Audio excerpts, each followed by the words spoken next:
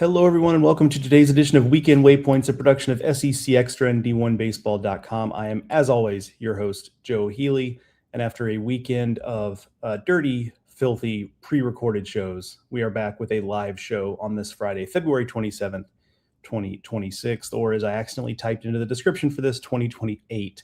I took us forward 2 years on accident. My bad. Got another big weekend of SEC baseball on deck. Want to say thanks to Academy Sports and Outdoors for sponsoring this episode of Weekend Waypoints and every episode of Weekend Waypoints as we get ready to preview the weekend. Let me take a look as I pull it up. Today's schedule, another early start day because we've got tournaments. You see the noon Eastern, 11 Central start there for Arizona State and Mississippi State, and that we roll all the way through with some 8 Eastern, 7 Central starts for Texas and Coastal Carolina, along with Texas A&M and Virginia Tech. So another full day of baseball. Obviously, because it's non-conference, we're still having to scroll to see all of the games. It does not yet fit onto one screen, but it will soon. We're only a couple days away from conference play starting, and that's when that starts to happen. Very much looking forward to that. But this weekend is really the preeminent weekend. This is really the preeminent weekend of non-conference play. It's teams kind of like, in the old NFL preseason format back when they used to play 4 preseason games. The third game was considered the dress rehearsal, and then week 4 was pulled back, and it was more of the guys that are fighting to get on the roster. You can think about it that way in terms of non-conference weekends. Weekend 3 tends to be the last push forward, and then weekend 4 things take a little bit of a step back. So this is a busy weekend. We've got a handful of tournaments out there that are going to be entertaining. We've got a couple of rivalry series that are, always highly entertaining and highly dramatic. So we will talk about all of that before we get out of here on today's episode. All right, I'll close out here. Hi there, Scott. I see your comment there, Scott McCright. So let's jump into the games of the day, and much like opening weekend, when we talked about all the different SEC teams that are in the Globe Life tournament, we're going to do a similar thing here today, highlight all 3 of those games involving SEC teams at that particular tournament there. Aaron Fitt is on the ground there, so make sure you're following him and his coverage from Globe Life Field. David Seifert, our prospects writer, is also slated to be there, so a lot of good D1 baseball coverage on the field at Globe Life. And if you watch the streams, you'll see Aaron and Seif in the field box behind home plate there, and you can wave at them through your screen. I'm sure they would appreciate that. The first game, Mississippi State, Arizona State, like I said, in 12 noon Eastern, 11 Central time start there. Ryan McPherson on the mound against Cole Carlone of Arizona State, and that is a tasty matchup. Ryan McPherson has been very good in his first couple of starts this season. So has Cole Carlone, and that was not necessarily a given at Arizona State that he was going to be an effective starter, and we'll see. It's still early. It's probably too early to draw any definitive conclusions, but he has been really good through a couple of starts, and much like McPherson, is making the transition from the bullpen to the starting rotation.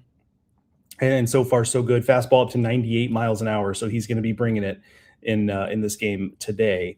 ASU's coming off a split with Oklahoma in the midweek.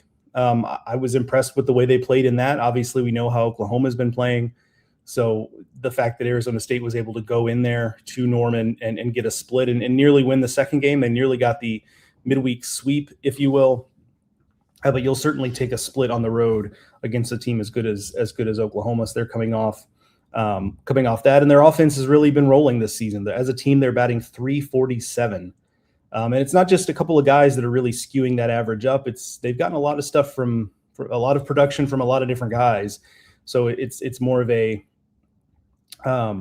team effort there to get to a team average of .347, as opposed to a couple of guys that are hitting .500 that are skewing it upwards. So not going to be an easy game there for Mississippi State. And I'm intrigued by Arizona State. It's a team we've talked a little about ranking. They're not quite there yet, but with a winning weekend this weekend, they will certainly get into the top 25. Well, I guess I can't say that for certain because I'm not the only one who has a vote, but I would imagine if Arizona State has a winning weekend this weekend, that they would end up being ranked in our next top 25. Our next game on the docket is number 20 Tennessee taking on UCLA. That is as I'm looking it up here, 4 Eastern, 3 Central start time there. Certainly the highlight game of the day. involving number one UCLA. It obviously is the case. That pitching matchup is Tegan Kuhns versus Logan Redeman. Logan Redeman, one of the most highly sought after pitchers in the transfer portal in the offseason, but was a West Coast guy coming from the University of San Diego. He stays in his home state to pitch for UCLA. The thing about UCLA is it's easy to, when you're talking about how do you navigate that lineup, it's easy to kind of assume it's, hey, you need to slow down Rock Chalowski, and that's easier said than done. Like, it's not just that simple, because if teams could just slow him down, they would have done so by now. But they've really gotten production up and down the lineup. Mulavai Lavu is another guy that's off to a hot start. He's actually hitting for a higher average than Rock Chalowski is to this point of the season. He's a guy with pedigree. He was on Team USA with Rock Chalowski, so he's a highly thought of guy. And then Will Gasparino is off to a hot start, has just as many home runs as Rock Chalowski. I believe the number is 6 already this season. And that's a guy, if you're a Texas fan, you'll remember Will Gasparino well. He was at Texas the last few years, and he would show flashes here and there of being a game-changing talent, and the tools were, off the charts. Nobody had any doubt about those. He just didn't quite put it all together in a Texas uniform. But it seems like, at least through a couple of weeks, that maybe he's doing so at UCLA, and sometimes that works that way. You guys sometimes just need a change of scenery and a fresh start, and perhaps that was the difference for Will Gasparino. A couple of bullpen guys that UCLA is certainly going to use in high leverage spots: Wylan Moss and Ian May. If this game is close and late, I think you'll see probably both of those guys come into the game to face off against Tennessee. I may have said Texas because we were talking about Will Gasparino. I meant Tennessee. Tennessee will definitely see those guys if the game is close late. UCLA is a team that really likes their roles especially on the mound. So they tend to not diverge very much from that. They're hoping to get their starter through 6 innings, at least 5, but ideally 6, and then they're going to throw a 7th inning guy and an 8th inning guy and a 9th inning guy, and that's their ideal situation. They're going to try to do it that way, and try to keep it clean. So we'll see if they're able to pull that off. The nightcap at Globe Life Field is Texas A&M against Virginia Tech. That pitching matchup is Shane Sadeo for A&M against Brett Renfro for Virginia Tech. Renfro comes into the game with a 5.40 ERA, but you can kind of throw that number out, not because it hasn't been earned. I assume it is. I've not really watched much Virginia Tech, to be honest with you, but it's more that he's a lot more talented than that ERA suggests. He was another guy who was on Team USA over the summer, was teammates with a lot of the guys we've talked about here. His talent level is extremely high, so it would not be a shock if he comes in here and throws the ball really well and stifles A&M's offense. And that's that leads me to my next thing I'm interested in this game, and that's that, what kind of offensive production do we see from Texas A&M? They obviously exploded opening weekend, 45 runs in 3 games against Tennessee Tech. Then they had the weekend against Penn, where the lineup was largely shut down, especially in the first 2 games of that series. And then they just blew up for 25 runs against Lamar in the midweek. And so what do we get there? Caden Sorrell returned to the lineup. Chris Hakopian has still been out. Wesley Jordan has been out for Texas A&M. So injuries have played a role for sure, but still would have expected more from that lineup against Penn. But then they showed it, even with guys out, they showed it against Lamar. They're still really, really dangerous. So what do we get from that A&M lineup against Virginia Tech? And Brett Renfro is kind of my number one. It's the question for the entire weekend, but certainly starting off with this game here today. All right, let me flip over to the comments here. Let's see. Nicholas Doherty says, "Morning, Joe. What do you make of all the midweek games that the SEC dropped? Which one is the one that worried you the most?" Well, I tend to not make too much of midweek results, and I know that. Like, I know you understand like the dynamic of midweek results and how you can't necessarily take a lot into it. But the one that worried me the most, honestly, was the fact that Southern Miss just blew Alabama off the field. Like, because that's where, sorry, accidentally took your comment off the screen there. That's where I start to get concerned. It's not so much that they lost. I'm not overly worried about McNeese snuck by LSU by a run. I'm actually not really worried about Arkansas State over Arkansas, because I think Arkansas State is actually probably a pretty decent team. So that doesn't necessarily worry me. We talked about Arizona State. I think there are enough reasons to kind of like wave your hand away at the other losses, because either they're to teams that I think are pretty good, or they were just kind of one-run losses, and those one-run losses tend to happen sometimes in midweek games. But the fact that going into the game, Alabama and Southern Miss would seem like a game that was on relatively equal footing. Now, Southern Miss is ranked, Alabama is not. So in theory, the favorite there was Southern Miss. But to see them just totally run away with the game, I think was a little bit of a red flag for me with Alabama. And now I'm going to see Alabama with my own eyes this weekend. So maybe I'll get a better chance to kind of diagnose that game in hindsight. But, that was a game that I was kind of looking at as, a good on good matchup. And Alabama just didn't really show up. And Southern Miss pitched its midweek guys. It's not like Southern Miss gamed the system to throw some weekend guys against, throw some weekend starters on their bullpen days or something like that. Like sometimes a thing that you see teams do to game the system in midweeks a little bit. They didn't do that. They just threw their midweek guys and just played it straight up and just ran Alabama off the field. So that's probably the one that stands out to me there, Nicholas. All right, let's see. Ryan asks, big opportunity for Nebraska at Auburn. I think Auburn won the series, but what game do you think the Huskers have the best chance to win? Probably not Friday with Marciano, who's been awesome. Yeah, I would agree. Marciano has been really, really good. So it'd be tough for them to get anything done on Friday if Marciano is on his game. I'd have to say probably Sunday. And that's the obvious answer because it'll be Auburn's Sunday pitching. But I also say that because Nebraska showed Nebraska showed against Florida State over the weekend that against Sunday pitching, they can get to teams. Like Florida State had its Sunday pitching out there and it didn't go great out of the jump, and Nebraska just jumped on them. And so I think there's a chance we see a little bit of a repeat of that game where Nebraska's first two games, they dropped them and they were competitive, but they were losses. And then they came out Sunday and I kind of thought Florida State might just run them off the field, but no, they fought back and were very good offensively on Sunday. So that's the game that stands out most to me there. And it is kind of the obvious one, but I think it's the right answer. Scott says, hey Joe, after this weekend, everything will mean blank. Please fill it in for me. Everything will mean a little more this weekend, Scott. That's what I'm going to go with there. Inside LSU baseball, Jason Armstrong, LSU transfer Austin Rolig is the ASU third baseman. That is correct. Arizona State very transfer heavy. One of them is former LSU player Austin Rolig. That is absolutely true. Hi there, Expos. Go Vols, always in here. John Bro with the Go Tigers, and then says, I enjoy your podcast, Joe. I appreciate that, John. Can't wait for the real competition to start. SEC is the best conference, hands down. Yeah, certainly that continues to be the case. And I too am ready after this weekend, I will be very much ready for conference play.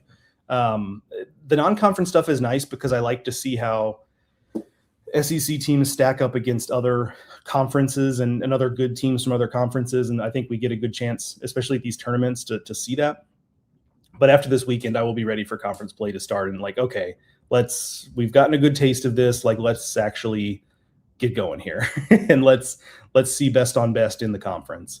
And I think part of that too is because, like I talked about, week 4 of non-conference is not really the most compelling week of baseball. So I think that's also part of it. Just by that point, I'm just ready to get things going and let's actually get conference games started. So there's multiple things that play into that. All right. So a few more things. Still got some time to get some comments in if you have a question for me, but we've got so much on the schedule. I wanted to throw out some other games and other tournaments, series that are worth keeping an eye on this weekend involving the SEC. Texas and Ole Miss are at the tournament at I initially wrote Minute Maid Park, and then I remembered that it's no longer called Minute Maid Park. It is called Daikin Park. I think in my head I will always call it Minute Maid, though. You know how some stadiums, like in LA where the Lakers play, like a lot of people still call it the Staples Center, even though it's not the Staples Center anymore. I feel like I'm always going to refer to it as Minute Maid Park. I just think in my head that's what's going to be stuck in there forever. So anyway, Texas and Ole Miss are there. It is not as strong a field as it has been at other times. There are a couple of reasons for that, not least of which what would have been a very, very tasty matchup on Friday with Texas taking on Coastal Carolina is not as tasty as it would be. Cam Flukie the ace at Coastal Carolina. You may have seen this news during the week that he's going to be out for a number of weeks. The number thrown out there was 8 weeks. So he's going to be out quite a while regardless. So not on the mound this weekend. And so that matchup is not as compelling as it otherwise would be. This tournament, like I said, it's a different mix of teams this year. It's not as necessarily as top heavy or as headline grabbing as it has been other years, but still a very, very good tournament. So that'll be interesting. What is a very good tournament is the Las Vegas Classic. Vanderbilt taking part out there. I'm going to pull up because I forget. It's Oregon, it's UC Irvine, and it's Arizona, which Arizona is not off to a very good start. So maybe that game is not particularly compelling, but certainly UC Irvine and Oregon off to good starts. That is a very good Vegas Classic field out there. So Vanderbilt taking part in that. We'll see if Vanderbilt's power surge. Who would have guessed Vanderbilt a power surge? Let's see if that continues into this weekend. Rivalry series also on deck. Florida, Miami. I saw a stat going around yesterday that series is tied 136-1 all time. Florida has largely dominated this series. Miami won the series in 2021. But the last time Miami won this series at home was 2014. So that's 12 years ago. It's a pretty long time ago. I think we could all think back to what our lives were like 12 years ago and realize how long of a time that was. But that series is always compelling. South Carolina, Clemson also this weekend. Obviously, there's not as much juice in that series as there normally is, just given the state of South Carolina. Tuesday loss to Queens. That actually, that actually might be my answer on when Nicholas asked me about the midweek loss that concerned me the most. Like, that's the actual answer. But it feels like that's almost too simple an answer. Because that's alarming, but I don't know that but I wasn't as shocked by it as I would have been normally, just because I think we understand that South Carolina is not really shown to be very good so far this season. So I guess that loss didn't register with me in the same way it might have at other times, because my expectations are not that high for South Carolina. This weekend kind of feels like the last chance for there to be any sort of positive momentum for this team, for this coaching staff. There's just, after coming off that Queens loss, there's just so much understandable negativity. If they can somehow, some way pull out a series win here against their rival, that would at least get some goodwill going around that program. But even then, I'm not really sure anybody's mind is going to be changed about the medium and long-term future of that program. Alabama is here at the Frisco Classic. That tournament also involves Iowa. That's who they play today. Oregon State, that's who they play Saturday. And then Houston. So obviously that Saturday night matchup, or Saturday late afternoon matchup, as it were, between Alabama and Oregon State is the headliner in that tournament. I'm very much looking forward to that. Also, it was asking a question earlier, so it was referenced, but Auburn taking on Nebraska. In terms of non-conference series, that is the best one on the docket. Nebraska was competitive last weekend at Globe Life Field, beat Florida State. That's obviously a good win there. So this is not a series where Auburn can just kind of waltz in and expect to win just because they're Auburn. I expect Auburn to win this series. Auburn is the better team of the two. But Nebraska is good enough to play spoiler if Auburn comes out and does not play well. Let me clean up a couple of comments here. Yeah, the juice box. That's right, John. Like, I will always think of it as Minute Maid Park as the juice box. He says the game has passed Maneri by, and that may be, like, certainly.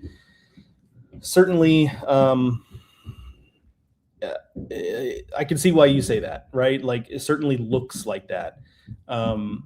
It just feels like there was a little bit of getting caught flat-footed by things, like by how competitive the SEC was. Like, Paul Maneri has admitted that. Like, he's pretty open and honest. Like, when he talks in post game, like he's not someone who really hides anything. And he's admitted, last year he admitted that the SEC was a stronger conference than he realized it was. He didn't realize how far it had moved ahead of where it was whenever he left the game just a couple of years prior. And so it does just seem like he and his staff have largely been caught flat-footed by what the modern SEC is. So a disappointing chapter of his career, no doubt. All right. couple of injury things before we get out of here. Chris Rembert for Auburn. Speaking of Auburn, expected to be back this weekend. I saw that first reported by my buddy Jason Caldwell.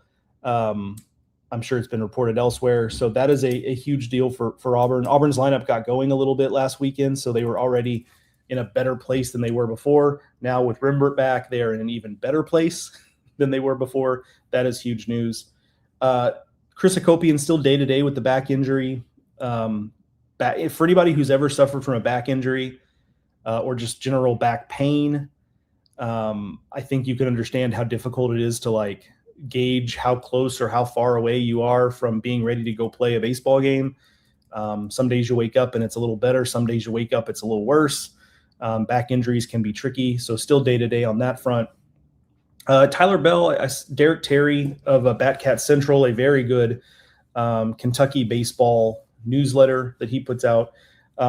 He got an exclusive with Nick Mingione, and Tyler Bell it was phrased that he was progressing. Now, that's one of those phrases or words that we understand what that word means. Hard to gauge what that means for Tyler Bell's return. I would hope that he's progressing. If he's not, then that would be really, really bad news. But if we're reading between the lines here, that it sounded like there was optimism maybe that they'd get him back at some point. Now, in what, again, it's a shoulder injury for those who had forgotten, but it sounds like they think there's a chance he comes back at some point in some capacity, but then you wonder how effective will he be right out of the gate? Is it just going to be a pain management thing once he's ready to go?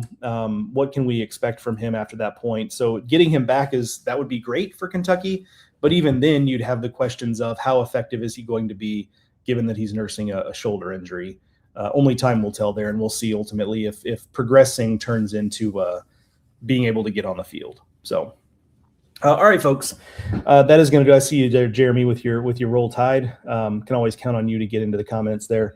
All right, folks, that is going to do it for this edition of Weekend Waypoints, production of SEC Extra over at d1baseball.com. Thanks again to Academy Sports and Outdoors for sponsoring this and every episode of Weekend Waypoints. We'll be back with live shows tomorrow and Sunday. Get your questions ready. We'll go through all the results tomorrow. We'll talk about a player of the day. We'll talk about a pitcher of the day. We'll preview Saturday around the SEC. Can't wait to talk to y'all then. Enjoy the baseball today, everyone. See you soon.